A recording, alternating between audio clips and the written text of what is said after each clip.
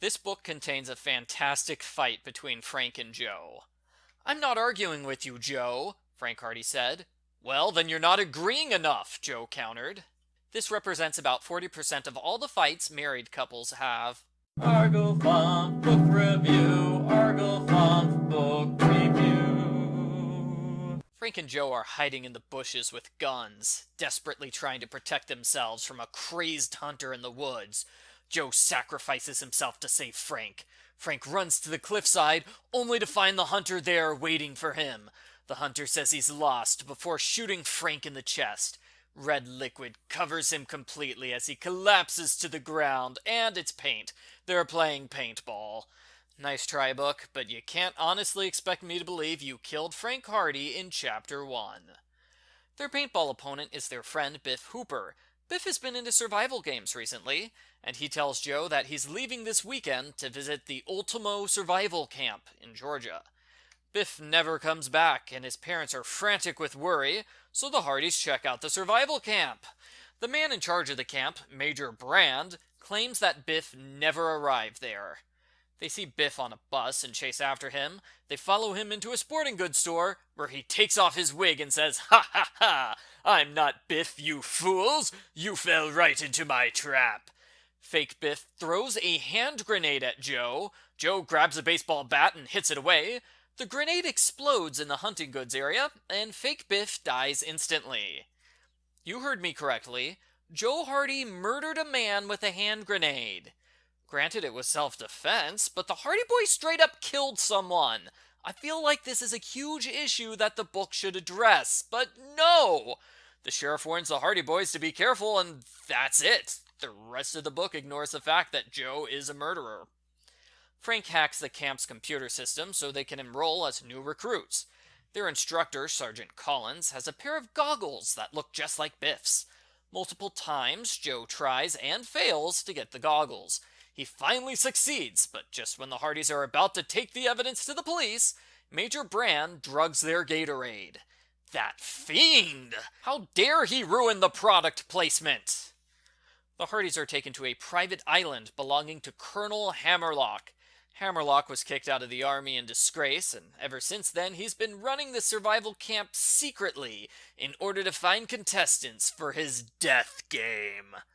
The rules are simple. He gives them 10 hours to run and hide, then he hunts them down and kills them. Just like that one movie. The other contestants in the game are a black teenager named Terry, a hot chick named Lauren, and Biff, who can't be of much use because he was tortured recently. Again, I feel like this is something major that the book should address at some point. I mean, it doesn't say outright that he was tortured, but he's in a dungeon and he's badly beaten. Sounds like torture to me. Everyone gets a survival knife, and they spend the night coming up with a trap for Hammerlock. It's not a good trap, though. The plan is for Joe to tackle Hammerlock while the others jump out of trees and land on top of him. So we're relying on Joe's football skills now?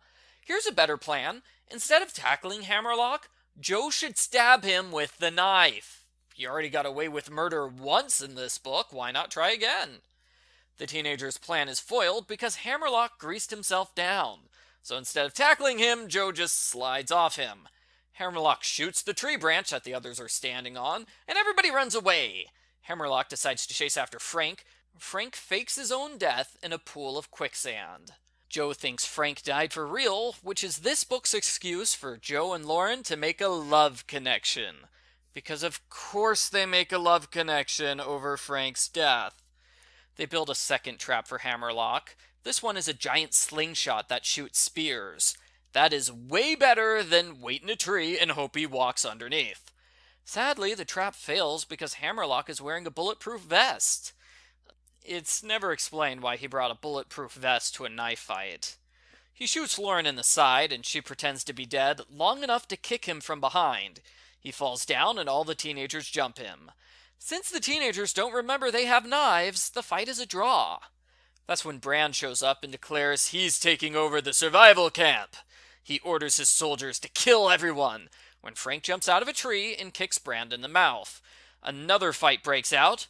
Both the bad guys get away, but now the teenagers have guns. They rush Hammerlock's house, capture all the soldiers, then radio the police.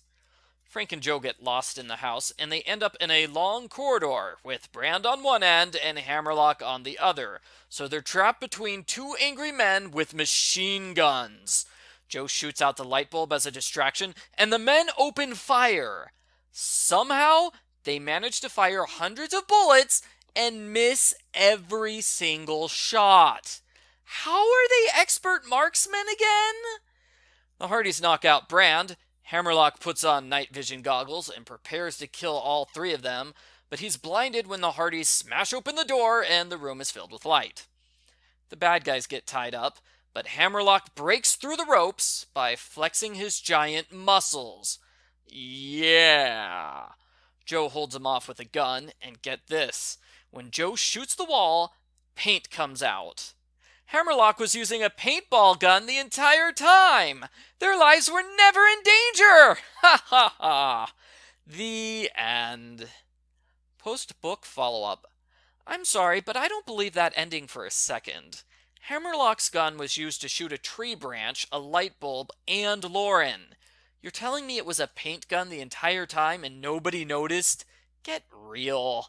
But now I want an explanation. What was Hammerlock planning to do with the teenagers after the fake death game? Was he going to let them go back home, or what? The fact that he was pretending the whole time doesn't really change the situation. They're still being held hostage by a madman.